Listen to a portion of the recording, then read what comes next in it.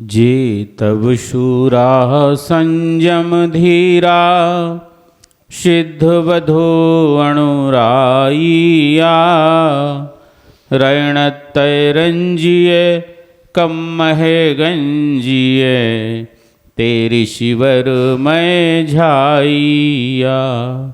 बोले पंच परमेष्ठी भगवान की। चर्या श्रोमणी आचार्य श्री विशुद्ध सागर जी महाराज की। परम पूज्य मुनि श्री 108 अरिजीत सागर जी महाराज की। समस्त मुनि संघ की। अहिंसामयी जैन धर्म की। मैं मंगल ध्वनि के द्वारा मंगलाचरण करने के लिए हम सबके बीच में पधारे हुए आदरणीय श्री ब्रह्मचारी प्रांजल भैया जी से निवेदन करूंगा कि वो आए और मंगलाचरण की मंगल ध्वनि बिखेर करके इस भव्य वातावरण को एक अनुपम शोभा प्रदान करें। साक्षात विराजमान श्रमण मुनिषि अरिजीत सागर जी महाराज की, परम पूज्या गढ़िनी आरिकाशी ज्ञानमती माता जी की। जिनके दर्शन को तरसते हैं यहाँ लाखों नयन, जिनकी मुस्कान से खिल जाते हैं हाँ लाखों चमन। मेरे गुरुदेव नमन, मेरे गुरुदेव नमन।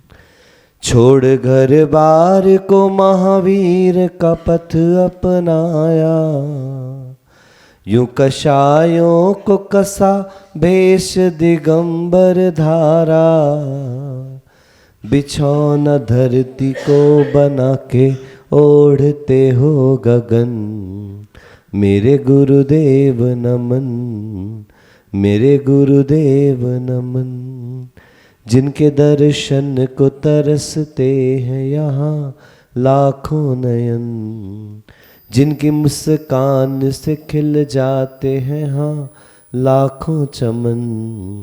मेरे गुरुदेव नमन, मेरे गुरुदेव नमन। हे प्रभु, हम यही कामना करते हैं कि इनका रत्नत्रय निरंतर कुशल रहे और साथ साथ में शरीर माध्यम खलु धर्म साधनम, शरीर इनके रत्नत्रय की साधना में निरंतर साधक बनता रहे। हम प्रभु से बारंबार ये भावना व्यक्त करते हुए परम पूज्य गुरुदेव अरिजीत सागर जी की तपस्या को नमन करते हुए श्री दिगंबर जैन पंचायत और साथ साथ में यहाँ बैठे सुधी श्रोताओं की ओर से त्रयवार नमोस्तु अर्पित करता हुआ आज की दिव्य देशना प्रारंभ करने के लिए निवेदन करता हूँ। ओम नमः सिद्धेभ्यः।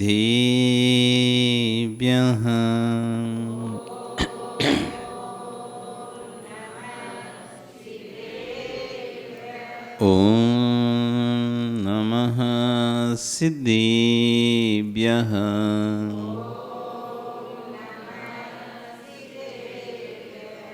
ओम नमः सिद्धेभ्यः।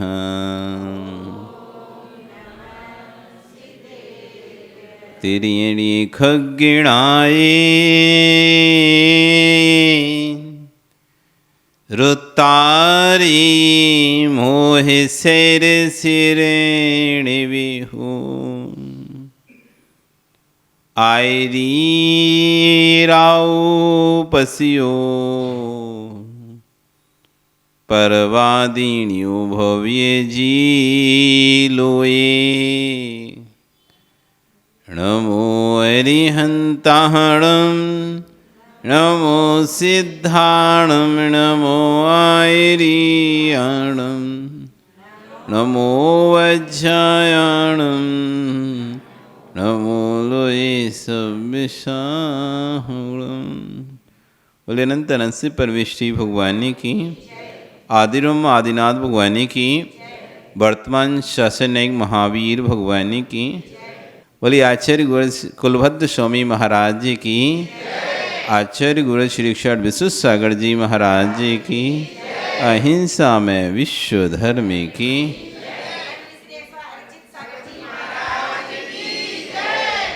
भवन्तु।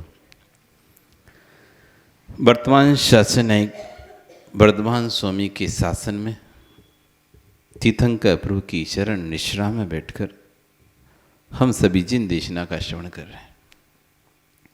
आचार्य भगवान कुलबल स्वामी महाराज जहाँ भूतार्थ अवतार दशा को समझाने का प्रयास कर रहे हैं, तो वहीं आचार्य भगवान विश्वेश्वर जी महाराज उस पर अपनी देशना को देखकर उसका और सरलीकरण कर रहे हैं।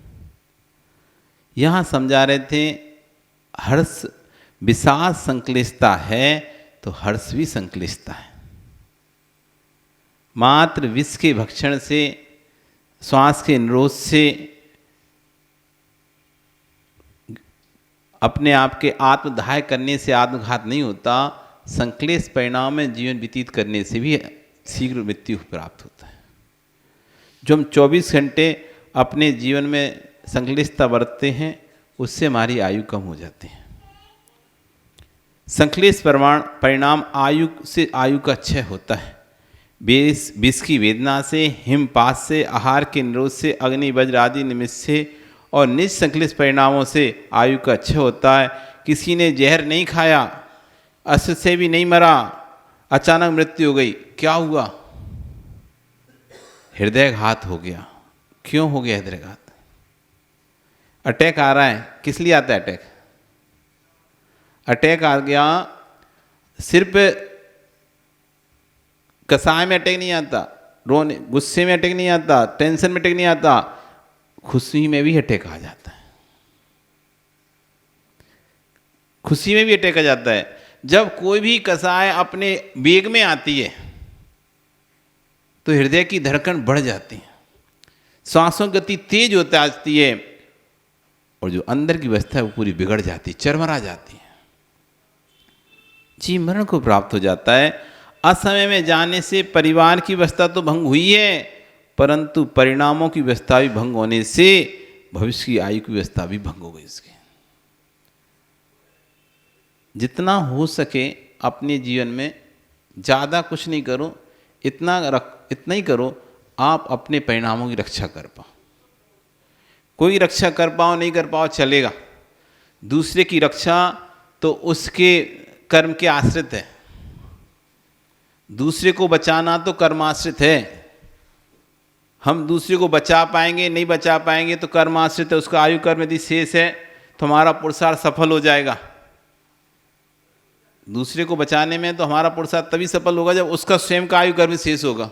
यदि उसका आयु कर्म अब शेष हो गया, कुछ बचा नहीं है, तो हमारा कितना भी पुरुषार्थ हो, चाहे कितना भी अच्छा डॉक्टर हो, कितना भी खून चढ़वा दिया जाए, कितना भी ऑपरेशन करा दिया जाए, वो पुरुषार्थ नहीं होगा। तो कह रहे हैं दूसरे की रक्षा तो उसके कर्माश्रित है, लेकिन हमारे परिणामों की रक्षा कर्माश्रित नहीं है।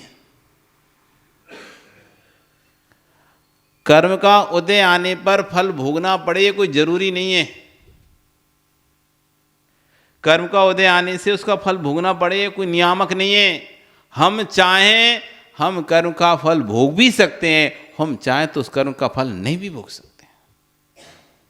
हमारे हाथ में कर्म का उदय हमारे हाथ में नहीं है, लेकिन कर्म के उदय में हर्ष विषाद हमारे हाथ में। आपके सिर में पीड़ा हो रही है, आपके सिर में महेंद्र जी पीड़ा हो रही है, क्या करोगे आप? क्या करोगे?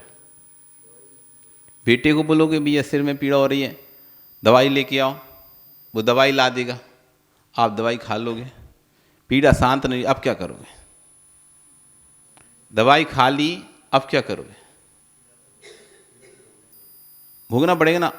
अब इसमें दो ऑप्शन हो सकते हैं, आप रो, चिल्लाओ, गुस्सा करो, चीज़ें तोड़ो फोड़ो। अब सिर दर्द हो रहा है तो चिड़चिड़ करो, या फिर शांति से आंख बंद करके बैठ जाओ। आप चाहो, दर्द हो रहा है, आपको पीड़ा हो रही है, तो आप दूसरों पर चिल्ला सकते हो, और चिल्लाते ही दिखती हैं। जब हमें ज़्यादा कोई दर्द पीड़ा तो कोई कुछ बोलता है तो हम चिल्लाने लगते हैं, झुलझुलाते रहते हैं, चिड़चिड़ करने लगते हैं, चिढ़ने लगते हैं, और अनेक प्रकार से दूसरे पर गुस्सा करने लगते हैं। अब आपके ऊपर है, असाता कर्म का उदय तो आया। पूर्व में आपने जो असाता कर्म का बंध किया था द्रव्य का, उस कर्म का उदय आपका आ चुका है। अब उसमें आप उसके उदय में अब आपके पास ऑप्शन है, आप चाहो तो शांति से आंख बंद कर कर उस पीड़ा को वेदन करो कि देखो पीड़ा ये होती है, मैं इस पीड़ा का वेदन कर रहा हूं। आज एक छोटे से दर्द की पीड़ा को देखो, हम उस चाहे तो उस पीड़ा को गे बना सकते हैं, हम उस पीड़ा में अपने पीड़ा को गे बनाकर उसमें चिंतन कर सकते हैं कि देखो एक छोटी सी पीड़ा मुझसे सहन नहीं हो रही, फिर बड़े बड़े उपसर्ग साधुओं ने कैसे सहन किया। एक छिट में थोड़ी सी दर्द हो रहा है, थोड़ा सा सिर दर्द हो रहा है, मेरा सिर फटा जा रहा है, मैं ऐसा लग रहा है मैं क्या कर लूं, तो कैसे वो गज कुमार मुनिराज के ऊपर जब सिगड़ी रखी गई होगी, कैसे वो सहन कर रहे होंगे।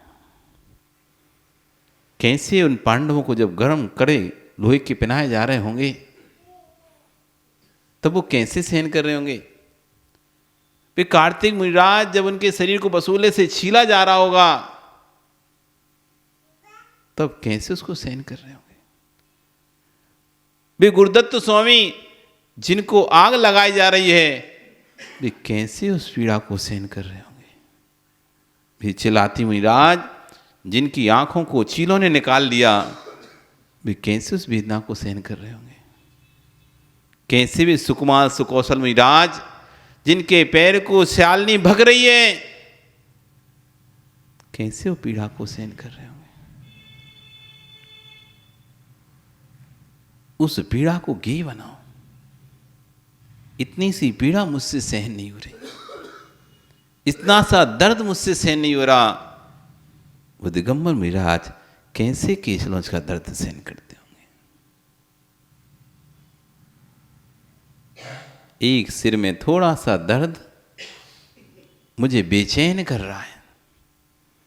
अब आप चाहें तो इस तरह का चिंतन करके उस पीड़ा को गे बना सकते हैं, और उस पीड़ा को जैसे गे बनाएंगे थोड़े समय बाद आपको पता चलेगा पीड़ा आपकी गायब हो जाएगी। क्यों? आप असाता में असातित नहीं हुए, आप असाता में संक्लेशित नहीं हुए, तो नवीन असाता का बंध नहीं हुआ आपको।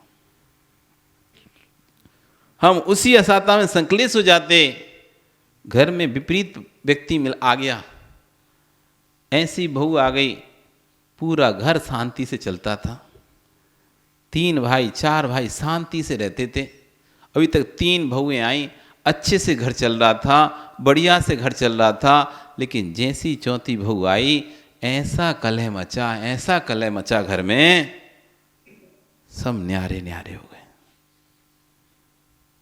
रोज लड़ाई झगड़ा हो रहा है, रोज लड़ाई झगड़ा हो रहा है। अब इस समय आप अपने परिणामों को देखो कैसे होंगे। हर समय आपके अंदर एक कष्ट, पीड़ा, इतना अच्छा मेरा हरा भरा हंसता खेलता घर पूरा बिगड़ गया। कितने अच्छे से रहते थे हम, कितने स्नेह से रहते थे, प्यार से रहते थे, इसके आने के बाद से अब आप 24 घंटे उसी दुख में, गम में अपने परिणामों को खराब कर रहे हो। उससे हो क्या रहा है? नवीन संक्लिष्टता का बंद हो रहा है। वहीं आप उस गेय को बनाते, कोई ऐसा जीव है जिससे हमारी शत्रुता थी, आज वो हमारा रिश्तेदार बनकर उस शत्रुता को बचा रहा है। पूर्व हमने मैंने इसका हित किया होगा, नियम से इसके साथ गलत किया होगा, आज ये जीव उसका बदला मुझसे ले रहा है। राजा सैनिक कथानक बहुत है हमारे आगम में, बस हम उनको पढ़ते नहीं अच्छे से। राजा सैनिक, रानी छेलना के उदास है, रानी छेलना का चेहरा उदास है। राजा सैनिक पूछता है, देवी क्या हुआ, क्या हुआ, तुम इतनी उदास क्यों? तो कहती पता नहीं, मुझे समझ में नहीं आ रहा है मेरे घर में कौन आया है, क्यों, क्या हुआ? जब से संतान मेरे घर में आई है तब से मेरा भाव होता है मैं आपकी छाती का रक्त पीऊं। क्या भाव हो रहा है कि आपकी छाती को चीरकर आपका रक्त पीऊं? राजा सैनिक समझ जाता है ये नियम से कोई मेरा शत्रु है जो इसके गर्भ में मेरे संतान के रूप में जन्म लेने वाला है, लेकिन निर्णय करता है ठीक है जो कर्म मैंने किया है उसका फल तो मुझे भोगना ही पड़ेगा, इस संतान को मैं इस पृथ्वी पर तो लाऊंगा, बीच में गर्भपात नहीं कराऊंगा इसका। जबकि स्पष्ट समझ में आ रहा था क्या कि संतान, आने वाली संतान नियम से मुझे दुख देगी। और हुआ ऐसा ही, जब वो पुत्र का जन्म हुआ, जब वो पुत्र बड़ा हुआ तो उसने षड्यंत्र के रचते हुए बारीशेन को नगर से निकलवा दिया और स्वयं उस नगर का राजा बन गया और बाद में अपने पिता को ही जेल में डालकर उन्हें यातनाएं दिया उसने। बारीशेन ने एक और दूसरा था, अनेक पुत्र होते थे राजाओं के, तो बारीशेन भी राजा सैनिक का ही पुत्र था। अभय कुमार को षड्यंत्र के माध्यम से नगर से बाहर निकाल दिया, नहीं तो अभय कुमार ही उस राज्य का राजा होना था।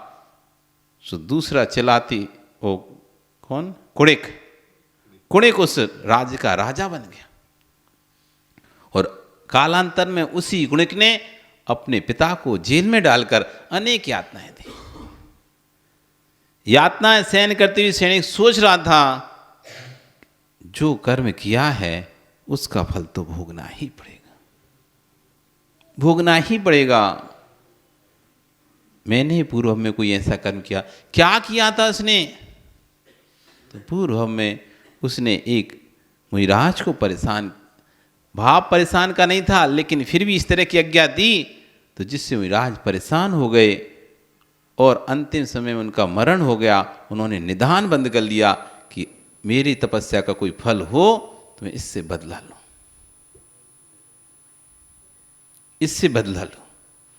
और उसी निदान बंद के कारण वो जाकर वहां पर गर्भ में जीवन। अब प्रश्न ये है, बात हमारे यहां समझना है कि जो भी हमारे साथ संयोग हो रहे हैं, यदि शुभ संयोग है तो नियम से पूर्व भाव का हमारा मित्र है, यदि अशुभ संयोग बन रहे हैं तो नियम से पूर्व भाव को हमारा शत्रु है। आचार्य भगवान रविशेन स्वामी महाराज पद्म पुराण में एक दो श्लोक लिख रहे हैं बहुत सुंदर। जब सुग्रीव और राम आपस में मिलते हैं, जब राम और सुग्रीव जब आपस में मिलते हैं तो स्वतः ही अचानक एक प्रेम सुग्रीव के मन में बढ़ता है और एक प्रेम राम के मन में बढ़ता है। जिन्होंने कभी एक दूसरे को कभी देखा नहीं था, एक दूसरे को कभी जाना नहीं था, तब भी दोनों एक दूसरे को देखकर ऐसे हर्षित हो रहे थे जैसे जन्मों जन्मों के जानने वाले हों, पिछले कई भवों से जानते हो। ऐसा प्रेम उनके अंदर उमड़ा और दोनों एक दूसरे के गले लगे।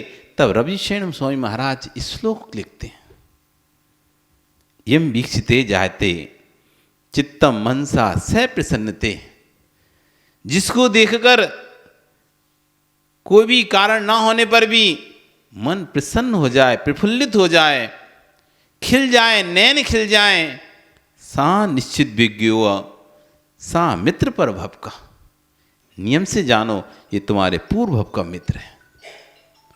नियम से जानो ये तुम्हारे पूर्व भव का मित्र है, जिसको देखकर मन आह्लादित हो जाता है, जिसको देखकर मन गार्डन कहते ना, गार्डन हो जाता है, बाग हो जाता है।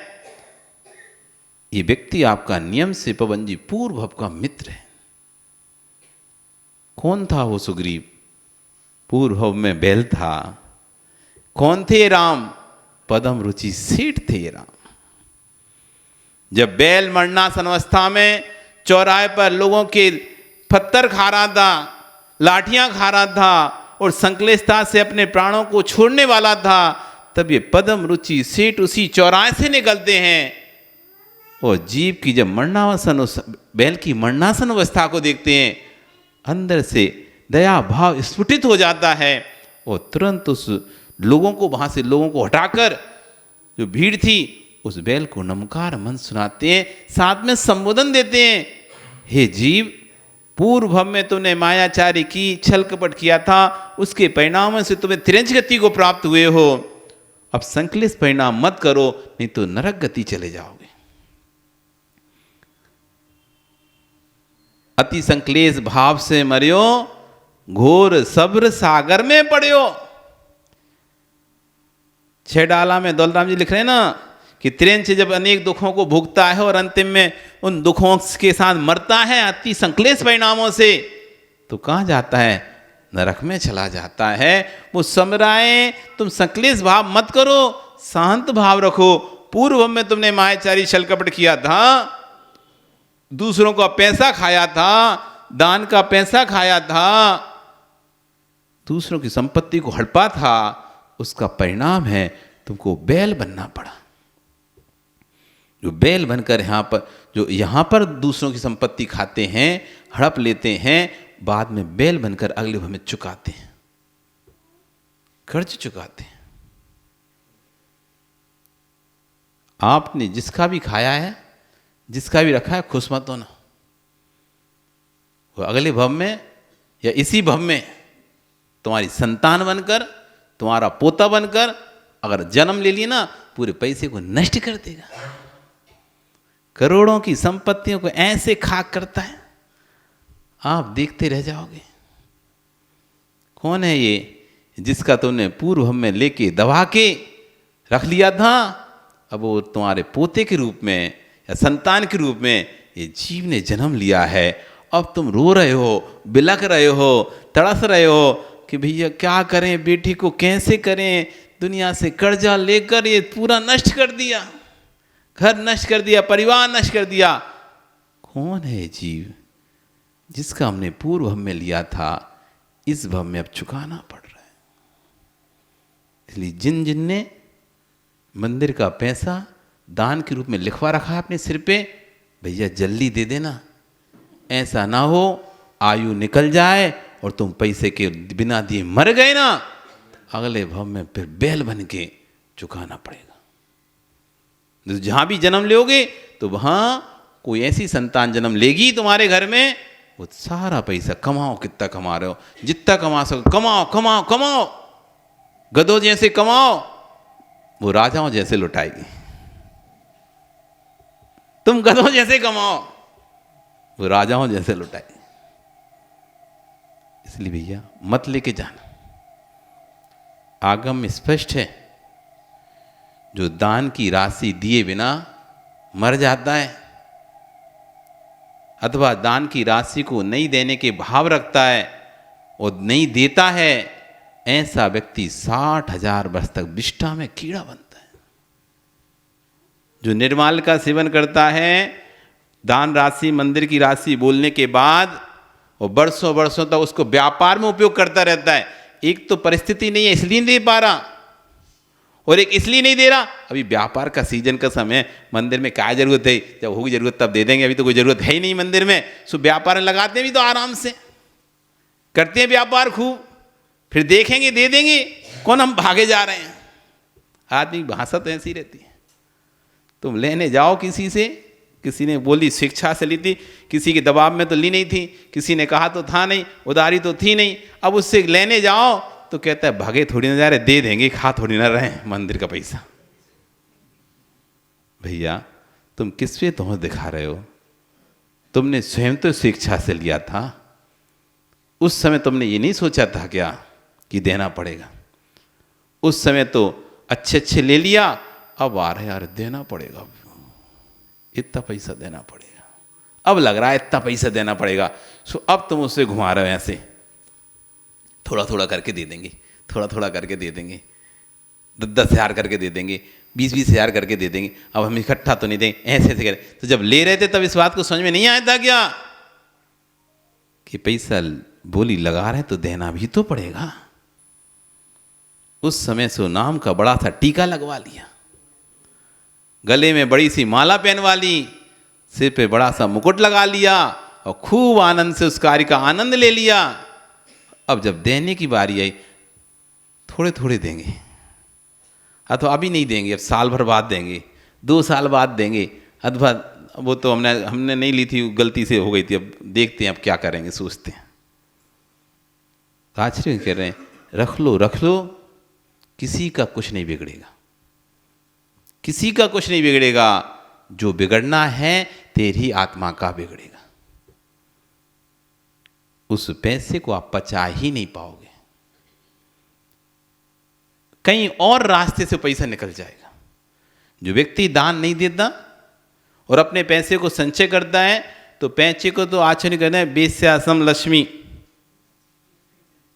है, लक्ष्मी बेस्यासम अति चंचल या का कौन पतियारा।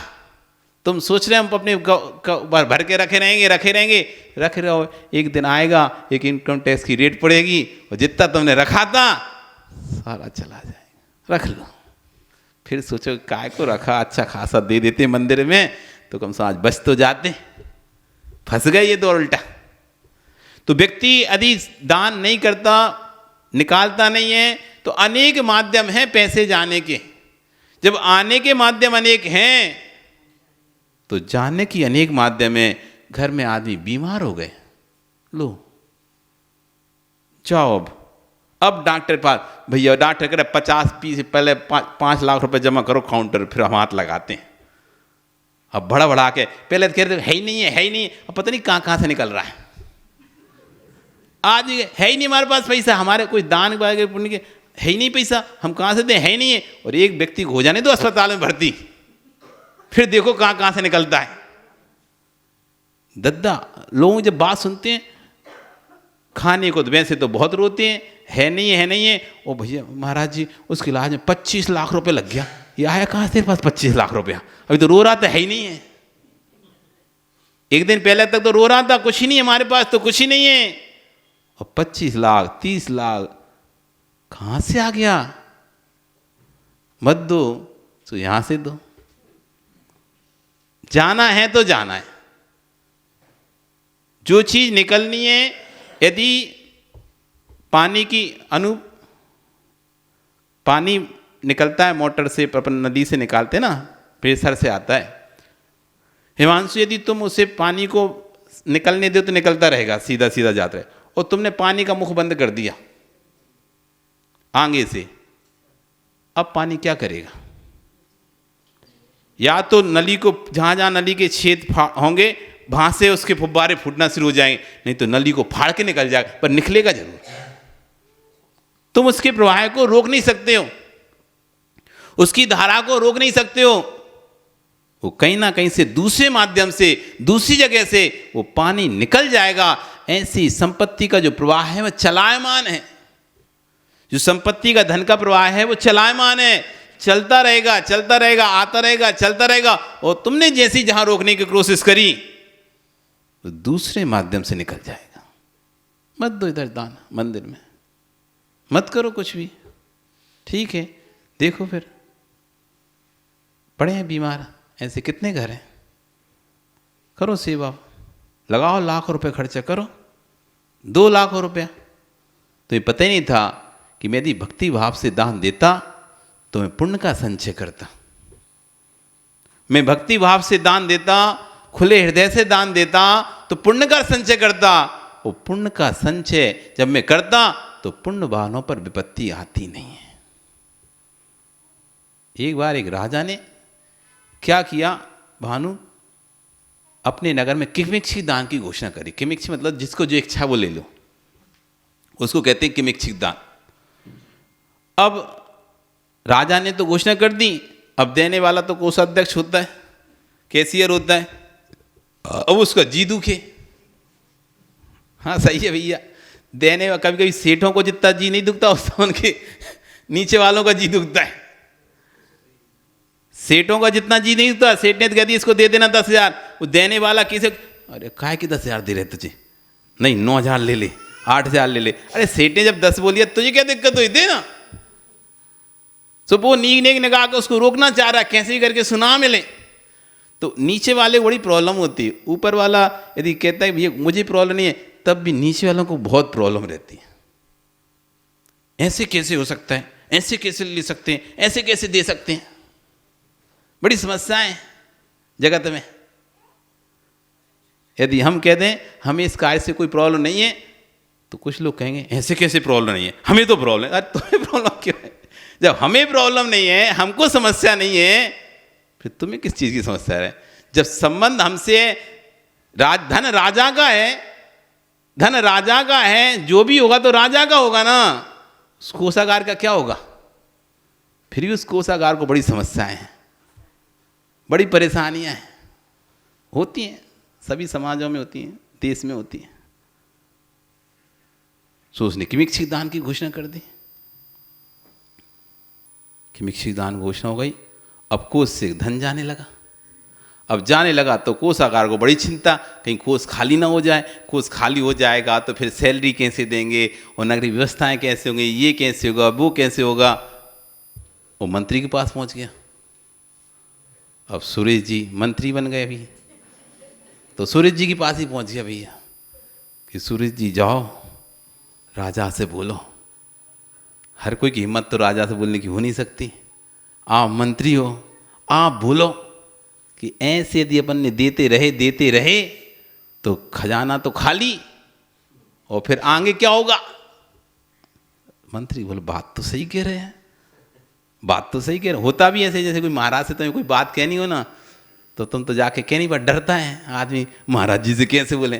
तो आएगा भागचंद जी के पास आएगा, नहीं तो सुरेश जी के पास आएगा, नहीं तो लाल जी के पास पहुंच जाएगा, ऐसी बात बोलो महाराज जी से। ऐसा नहीं होता। स्वयं नहीं कह पाता तो दूसरे के माध्यम से पहुंचाता ना बात। कोई बात जो हम स्वयं नहीं कह पाते तो फिर किसी दूसरे को भेजता है, तू बन बल्ली का बकरा बेटा कटेगा तो तू कटेगा, मैं तो बचा रहूंगा। तो दूसरों के माध्यम से वो बात वहां तक पहुंचाने की कोशिश करता है। तो कोषागार भी अब सीधी तो नहीं बोल सकता, कोषागार का तो लेवल नीचा है ना, खजांची का लेवल तो नीचा है, मंत्री का लेवल ऊपर है। तो मंत्री को जाके, मंत्री का सीधा संबंध राजा से रहता है, तो मंत्री को बोलता है कि ऐसा चलता रहा तो आगे सारी व्यवस्थाएं चरमरा जाएंगी, सेना के लिए राशन पानी तक की किल्लत पड़ जाएगी, सारा धन हम ऐसे लुटा देंगे। तो अब मंत्री की हिम्मत नहीं हो रही राजा से बोलने की। राजा से बोलने की हिम्मत किसकी हो? तो पैसा तो राजा का है, संपत्ति तो राजा की, राजा चाहे लुटाए, राजा चाहे आग लगाए। पर मंत्री ने जैसे तैसे हिम्मत करी, वो पहुंच गया। राजा विश्राम कर रहे थे। अब उसने कहा जगाऊंगा तो अभी कहीं गुस्सा ना हो जाए। तो उसने कैसे करूं, कैसे बोलूं। तो राजा जहां सोता था सामने की दीवार पर एक चरण लिखता है, विपत्तिम धनम रक्षेत। विपत्ति में धन ही रक्षा करता है। इतना सा लिख के अपना चला गया।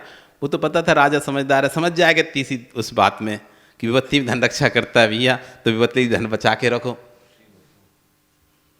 तो उसने, राजा जब उठा उसने देखा विपत्ति में धनम रक्षित, विपत्ति में धन रक्षा करता है, कौन लिख सकता है?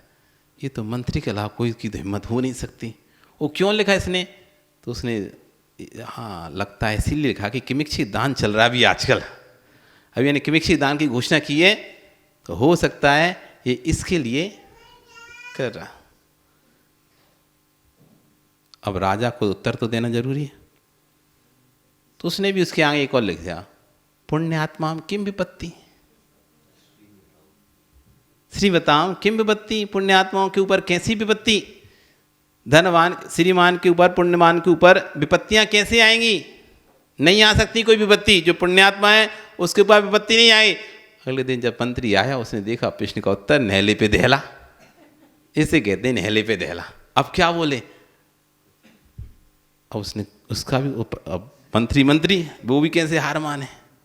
क्वचित कदाचित, मान लो कभी आ गई तो, मान लिया पुण्यात्मा विपत्ति नहीं आती, और कहीं आ गई तो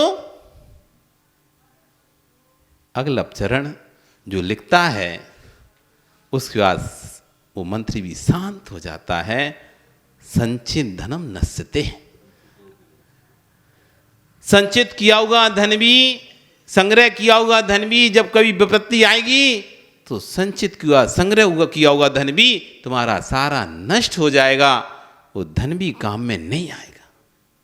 विपत्ति के समय यदि विपत्ति आ गई तो तुम्हारा जितना तुमने संग्रह करके रखा है, जोड़ जोड़ के रखा है, वो ऐसा बिलाता है, ऐसा बिलाता है। इस फैक्ट्री में आग लग गई, उधर रेट पड़ गई, उधर सील हो गया, इधर कर्जे वाले आ गए, इधर शेयर मार्केट डाउन हो गया। वो तो नहीं क्या तुम लोगों का शेयर मार्केट है, चले गए वहाँ तो शेयर मार्केट डाउन।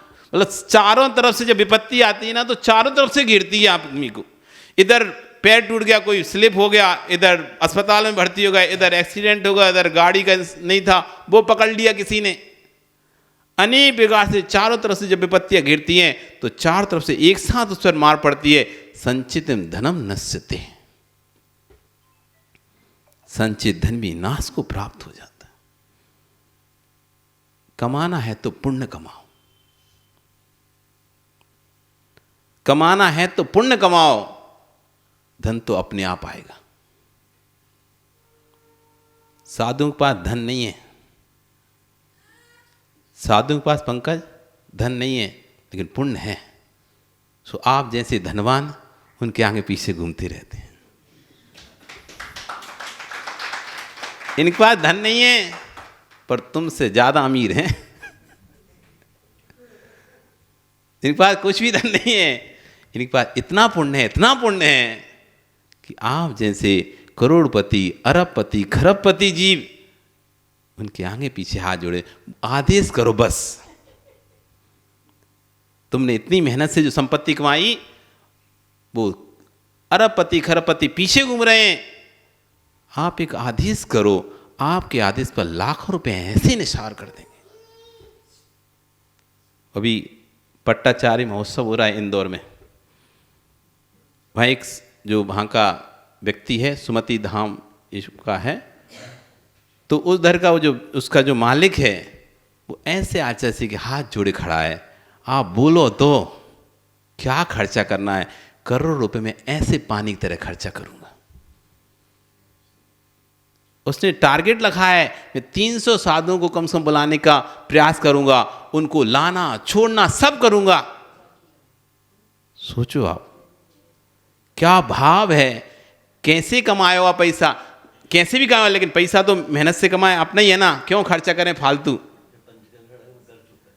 जबकि इससे पहले उसने पंचकलांग कराया अपनी इसने, और इतना पैसा खर्चा किया, पानी जैसा पैसा खर्चा किया, खूब लाखों रुपया, करोड़ों रुपया, कोई सीमा नहीं।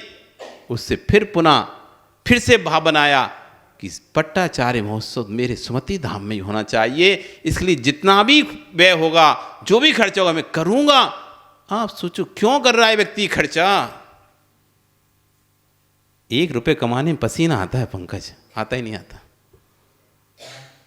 ग्राहक से कितनी किचकिच के लिए करना पड़ती है, तब जाके वो पैसा आता है। तुम भरे कुछ से कितने भी तुम करोड़ों का काम भी कर रहे हो तो कितना तुम्हें शासन प्रशासन सबसे कितना खवाना पड़ता है, पिलाना पड़ता है, कितनी मगजमारी करनी पड़ती है। वो तुम्हारे क्या है, बड़ी दिकदारी पैसा कमाना। क्या है, दिकदारी का काम है ना, बड़ी परेशानी का काम है पैसा कमाना, कोई आसानी से तो नहीं आ जाता ना। फिर भी सोचो आप, कोई दूसरा एक भिखारी यदि 1000 रुपये मांग रहा, तुम 1000 रुपये नहीं दे रहे उसे। करोड़पति के सामने ही भिखारी आके 1000 रुपये मांगता तो वो नहीं देता, करोड़पति रहे वो अपना करोड़पति, लेकिन भिखारी को नहीं दे रहा वो 1000 रुपये भी, ज़्यादा ज़्यादा 50-100 रुपये दे देगा, 500 दे देगा, ज़्यादा बड़ा आदमी होगा तो बस। और एक व्यक्ति के लिए करोड़ रुपए ऐसे लुटाना बैठा, क्या है ये। जिसके पास पुण्य का संचय है, धन का संचय उसके आगे पीछे घूमता है। धन का संचय आगे पीछे घूमता, धन का संचय करना नहीं पड़ता, धन का संचय स्वतः ही आगे पीछे होता रहता है। इसलिए भैया पुण्य कमाओ, पुण्य। कुछ कमाना है तो कुछ मत कमाओ, पर पुण्य कमा लो। विश्वास मानना, आचार्यगण जब संबंध स्वामी सम्यक दृष्टि की चर्चा करते हैं तो वहाँ एक करते हैं, सम्यक दर्शन शुद्धा नारक त्रिंत स्फुत नपुंसक वाणी, ना दुष्कुल ना विकृत ना अल्पायु। जो सम्यक दृष्टि जीव हो जाता है वो ना तो कभी स्त्री बनता है, ना नपुंसक होता है, ना नारकी बनता है, ना त्रेंच बनता है, ना विकलांग होता है, ना दरिद्री होता है, ना अल्पायु होता है। सुताई सारी जो गलत गलत चीज़ें, वो सुताई अपने आप उसके लिए नष्ट हो जाती, उसके लिए वर्जित हो जाती है। ऐसी जो पुण्यात्मा जीव बन जाता है, धन संपत्ति से उसके आगे पीछे घूमती है। इसलिए जब भी कभी देने की बारी हो और अच्छे कार्यों में देने की बारी हो तो कभी पीछे मत हटना, क्योंकि तुम्हारे देने के 2 हाथ हो सकते हैं, लेकिन ऊपर वाले के कर्म के देने के अनेक हाथ हैं। अनेक साधनों से आपके पास आय आ जाएगी। जितना तुम दोगे नहीं, उससे कई गुना पैसा आपके पास, यदि आपने अच्छे भावों से, शर्त ध्यान रखना पड़ा, अच्छे भावों से दिया है तो। यदि भावों में विकृति थी, ईर्ष्या जलन द्वेष के कारण से दिया है, तो वो फलित नहीं होगा। यदि तुमने अच्छे भावों से अपना धन व्यय किया है तो वो दान क्षितिगत मत मेव बट बीजम दानमपि अल्पकाले फलितम। जैसे पृथ्वी में गया हुआ छोटा सा बट का बीज भी कालांतर में बड़े बड़े बट वृक्ष के रूप में फलित होता है, ऐसे ही अच्छे कार्यों में दिया हुआ दान बट वृक्ष के समान कालांतर में बड़े रूप में फलित होता है।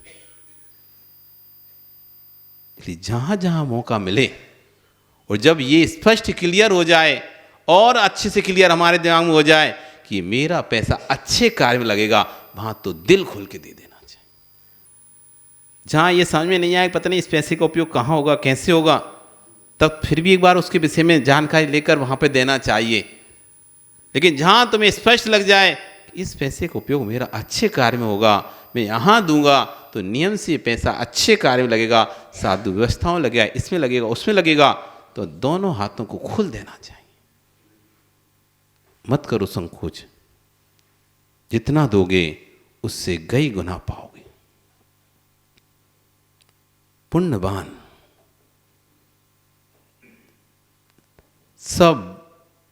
सब बलों में कोई प्रमुख बल है, उसका नाम है पुण्य बल। न जन बल, न धन बल, न वायु बल, न बुद्धि बल, इन सब बलों का कोई राजा है, उसका नाम है पुण्य बल। पुण्य आत्मा के सामने ना तो जन बल चलता है, न धन बल चलता है, न वायु बल चलता है, न बुद्धि बल चलता है। नहीं हो तो राम से पूछ लो, राम के सामने रावण का क्या चला? ना जन बल चला, ना धन बल चला, ना बाहुबल चला, ना बुद्धि बल चला। उसने सारे बलों का प्रयोग कर लिया था। कितनी सेना थी पांडवों के सामने, कौरवों की कितनी सेना थी, जन बल, धन बल, वायु बल और शकुनी जैसा बुद्धि बल, सब कुछ था। लेकिन पुण्य बल था पांडवों के पास। तो जितनी भी प्रकार से उसने मारने का प्रयास किए, लाक्षागृह में आग लगाकर जलाने का प्रयास किया, तब भी पुण्य बल इतना प्रबल था कि लाक्षागृह में भी पहले से सुरंग तैयार करके रखी गई थी। पता नहीं उनको कैसे भान था कि ये कर सकते हैं, पहले से सुरंग तैयार थी। वे लगाकर निकल गए और उन्होंने 5 दूसरे शरीर डालकर वहां पर डाल दिए, जिससे कि संशय ना हो कि मरे नहीं है ये है पुण्य बल। इसलिए पुण्य बल को बढ़ाना है, और पुण्य बल को वही बढ़ा पाएगा जो संक्लेशता भाव से अपनी आत्मा की रक्षा करेगा। आपका समय हो गया, कल फिर आओगे, पर्याय रही तो फिर अपन यहाँ पे और चर्चा करेंगे। बोली भगवान महावीर स्वामी की।